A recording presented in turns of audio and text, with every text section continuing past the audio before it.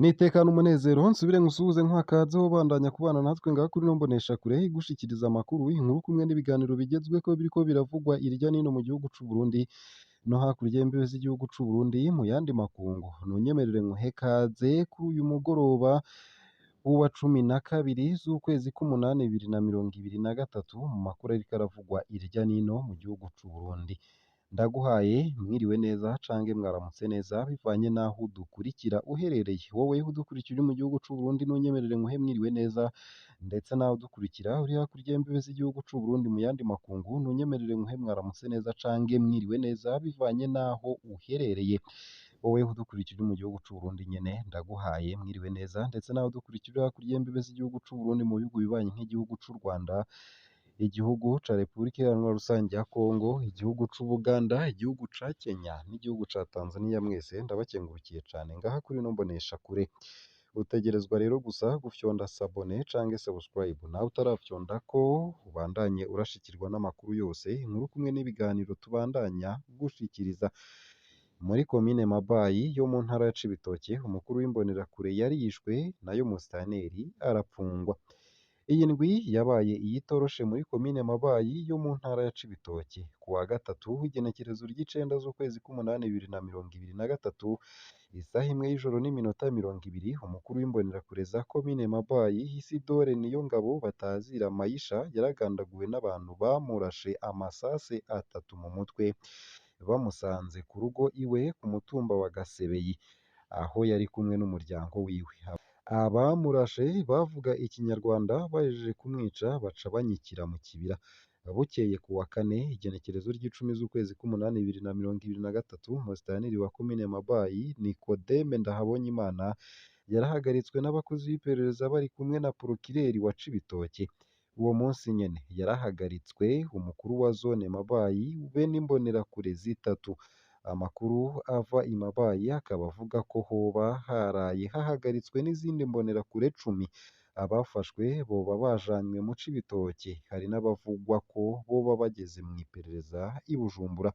Abategetsi bakorana n'interahamwe. Amakuru ava muri komine Mabayi avuga ko igandagurwa rya Mayisha n'ihagarikwa ry'abategetsi n'imbonerakure bifitaniye isano n'imigenderanire bafitaniye n'abaroberi b'Abanyarwanda bari muri iyo komine. Aha mwokwibuka ko mu ndwi iheze muri iyo komine hari habaye intambara hagati y'abaroberi b'Abanyarwanda n'abasirikare b'Abarundi. Ico gihe abasirikare b'Abarundi barahasize ubuzima, abandi barakomereka. Interahamwe ziri hagati ya 3 ndetse na 6 zarahasize ubuzima, hari yewe n'izafashwe zakomeretse. Amakuru ava muri iyo komine akaba avuga ko umuhisi Isidore Niyongabo batazira Mayisha yari asanzwe akorana n'interahamwe, hanyuma anyuruza amafaranga yazo zamutumye kuzisumira. Aca ahengera ku munsi wo kuza gutora ivyo bifungurwa arazirega, arangira abasirikare aho ziza guca. Aho kuwa gatandatu za nterahamwe nazo zagarutse kwihora ziramwica. Abafashwe nibo boba bahavuye bamena amabanga ajanye n'ingene abategetsi benshi bo muri Mabayi be n'imbonerakure basanzwe bakorana n'interahamwe kandi zikabaha amafaranga menshi. Umwe mu banyagihugu b'i Mabayi we yatwandikiye ko muri iyo komine ari benshi bakorana n'abo baroberi, bamwe banabanyegeje mu mihana yabo. Yanditse agira ati: hano bivugwa ko hariho amasezerano yakozwe kuva kuri Petero Nkurunziza n'izo nterahamwe. Burya muri Mabayi babana n'abanyagihugu, ubajije n'umunyagihugu asanzwe urumva ko benshi babazi. Babana nabo, baba mu mihana kandi bafise amahera menshi. Baje gusuma bageze ku isoko, umuceri niwaba ugurwa 3,400 ku kiro, bobo batanga 5,000 y'amafaranga y'amarundi. Hariho abantu b'imbonerakure bakorana rero bakaronka izo noti. Uyu Mayisha apfuye bivugwa ko bamuhaye amafaranga menshi bimugora gushitsa ivyo yabemereye, ahubwo aca abwira ivyabo abasoda, ababwira aho baza kuba bari n'isaha bazoba bahashitse. Babona nabo gutegura igitero, ariko interahamwe zisanzwe zikorana n'abategetsi benshi mu ntara ya Cibitoke kandi zibaha amafaranga menshi. naho hafashwe musitanteri nimba atari ugushaka kuduhuma amaso nibabandanye barondera bazosanga n'abasumba musitanteri babirimo. Uwundi munyagihugu we yatwandikiye ko musitanteri yaheruka kuronka ikete ry'interahamwe zimugabisha ko zamuhaye amafaranga menshi none ko zisigaye ziza gutora ibifungurwa vyazo bakaca bazicisha, zoba zaramugabishije ko zigiye kuza kwiyishuriza amahera yazo bariye. Uwo munyagihugu akaba avuga ko na musitanteri akekwa mu rupfu rwa Isidore Niyongabo batazira Mayisha. Nayo mu yariko aravurwa hanze y'imbibe z'igihugu c'u Burundi nuko induta mu gihugu ca Tanzania mw'ikambi ihaye indaro impunzi zine mu mpunzi umunani zari zanyurujwe muri Rusama zatowe zaborejwe igufa. Izo mpunzi zari zanyurujwe mw'ikambi ya Nduta muri Rusama guheze bisanga bari mu busho bwo muri district ya Kasulu mu buraruko bushira uburengero bwa Tanzania. Barekuwe batanze amafaranga bariyamiriza ihohoterwa bagiriwe. Igihe banyuruzwa n'igipolisi mu bisagara vyabo hagati mu kwezi kwa gatanu guheze bari impunzi umunani z'abarundi.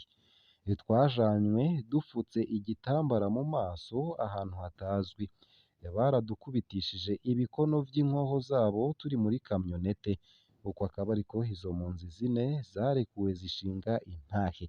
Mu nyuma zisanze ziri mu busho bw'igipolisi bwo muri district ya Kasulu hafi y'iyo kambi yabo iri muri district ya Kibondo mu karere ka Kigoma ku rubibe rw'u Burundi. Igihe tugarura akenge twasanze tutakiri umunani ahubwo ko dusigaye turi bane. Kuri abo bane bandi ntituzi na kimwe cabo. Uko akaba ariko izo mpunzi z'abarundi zongerako kwikekwa ko gukorana n'imirwi y'abaroberi. Badutegetse kwemera ko turi mu mirwi y'abasuma bitwaje ibigwanisho, ko tugura ivyibwe mu nyuma tukabigurisha. Mu mwanya wa mbere twarabihakanye kandi turanabwira uwufata icegeranyo ko tutazi aho turi n'imvo yatumye dupfungwa. Uko akaba ariko bashinga intahe. Aho niho amarushwa rero yatanguriye. Bukeye bwaho wari umusaraba kuri twebwe. Twarakubitishijwe ivyuma, turakubagurwa mu buryo butandukanye ku bisusu, mu birenge n'ahandi gushika aho vyanka ko dutambuka.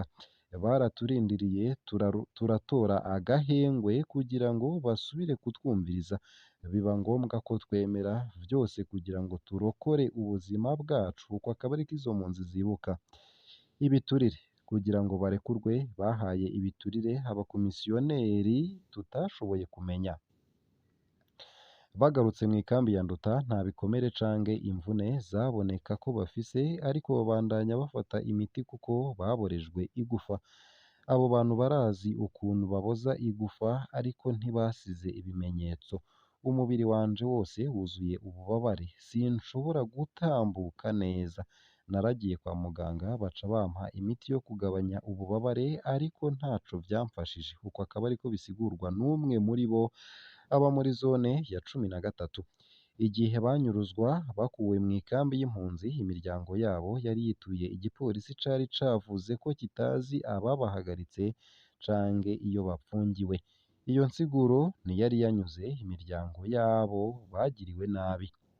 Ni gute abapolisi bavuye hanze bari gushobora kumenya ibisagara n'amanimero y'amazu badafashijwe n'abo baha? Banse gusa kuduha amakuru kandi turafise ubwoba ku mutekano wabo. Bashobora gushikirwa na vyinshi hadakuwemwo guhohoterwa canke gutahukanwa mu Burundi kandi bazira ubusa. Niko vyari vyamenyeshejwe n'ababanyi babo hamwe n'abagenzi. Ikambi ya Nduta yama yafatiwemwo abantu. Impunzi z'abarundi zirahagarikwa zikanyuruzwa mbere akenshi zagirizwa gukorana n'imirwi y'abaroberi canke abatavuga rumwe n'ubutegetsi bw'u Burundi. Nubwo biruko ukunyuruza abantu vyasa n'ivyahagaze mw'ikambi ya Nduta kuva mu mwaka uheze. Impunzi zikaba zisaba HCR na leta ya Kongo gucungererwa umutekano. Mu mwaka w'ibihumbi 2020 izindi mpunzi zishika 8 zaranyurujwe n'inzego zijejwe umutekano muri Tanzania zisanga mu busho bwo mu Burundi bagirizwa gukorana n'imirwi y'abaroberi barekuwe muri Ruhuma guheze. womenya ko ikambi ya Nduta iharurwamwo impunzi zirenga ibihumbi 76 z'Abarundi.